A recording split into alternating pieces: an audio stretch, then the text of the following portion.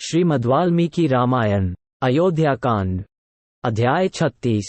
दशरथ का श्रीराम के साथ सेना और खजाना भेजने का आदेश, कैकेयी द्वारा इसका विरोध, राजा का श्रीराम के साथ जाने की इच्छा प्रकट करना।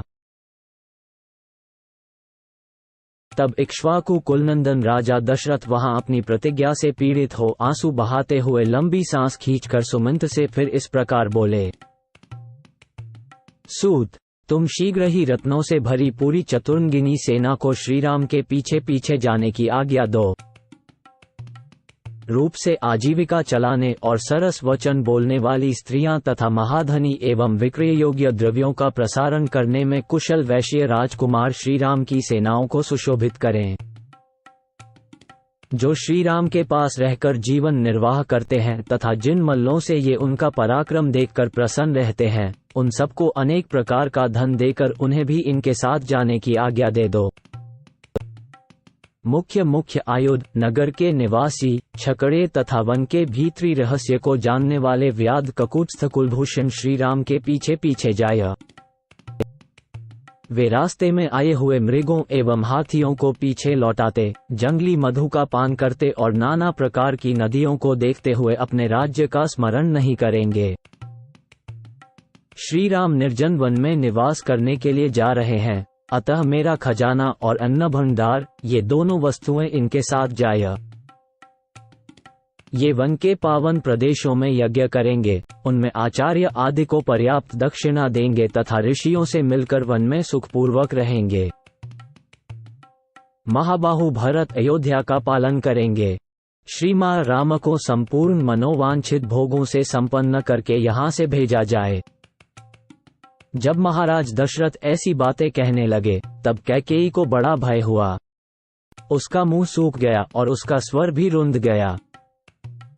वह कैकेयी राजकुमारी विषादग्रस्त एवं त्रस्त होकर सूखे मुंह से राजा की ओर ही मुंह करके बोली। श्रेष्ठ महाराज, जिसका सार भाग पहले से ही पी लिया गया हो, उस आस्वाद रहित सुरा को जैसे उसका सेवन करने वाले लोग नहीं ग्रहण करते हैं, उसी प्रकार इस धनहीन और सूने राज्य को, जो कदापि सेवन करने योग्य नहीं रह जाएगा, भरत कदापि नहीं ग्रहण करेंगे।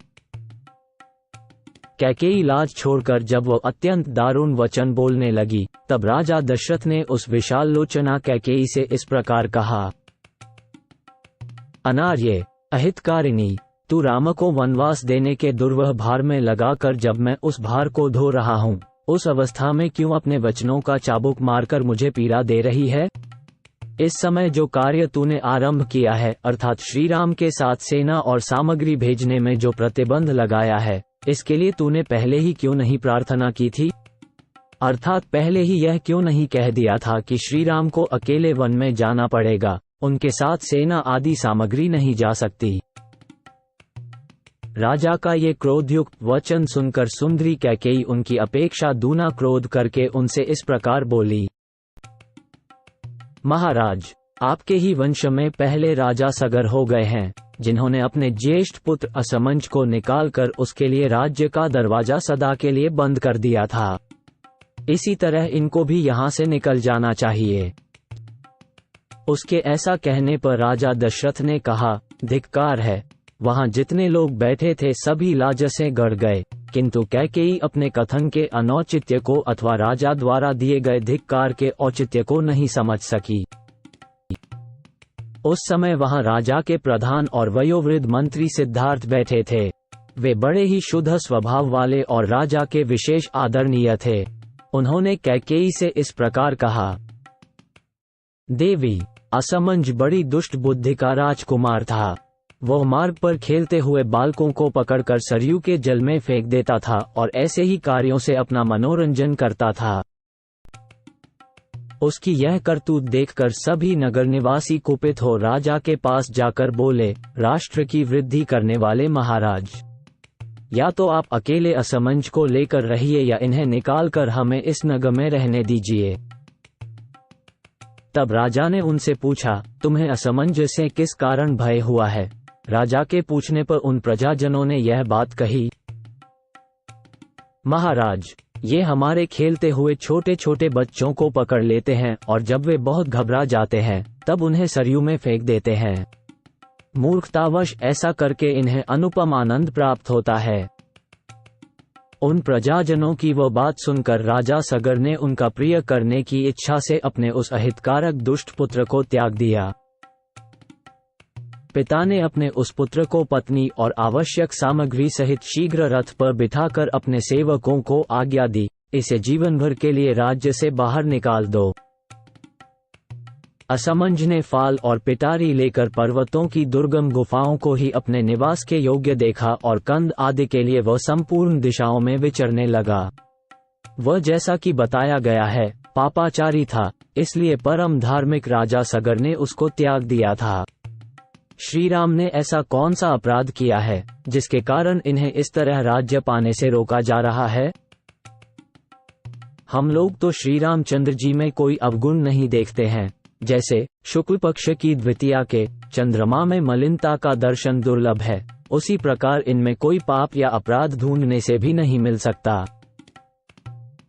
अथवा देवी, यदि तुम्हें श्री रामचंद्र जी में कोई दोष दिखाई देता हो तो आज उसे ठीक ठीक बताओ।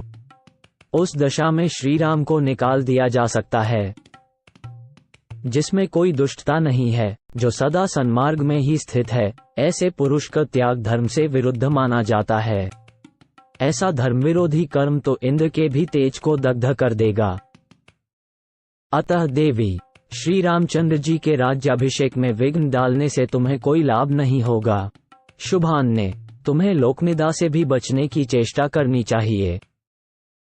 सिद्धार्थ की बातें सुनकर राजा दशरथ अत्यंत थके हुए स्वर से शोकाकुल वाणी में कैकेयी से इस प्रकार बोले।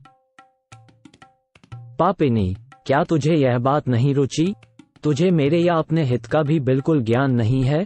तू दुखद मार्ग का आश्रय लेकर ऐसी कुचेष्टा कर रही है। तेरी यह सारी चेष्टा साधु पुरुषों के मार्ग के विपरीत है। अब मैं भी यह राज्य, धन और सुख छोड़कर श्री राम के पीछे चला जाऊंगा। ये सब लोग भी उन्हीं के साथ जाएंगे। तू अकेली राजा भरत के साथ चिरकाल तक सुखपूर्वक राज्य भोगती रह।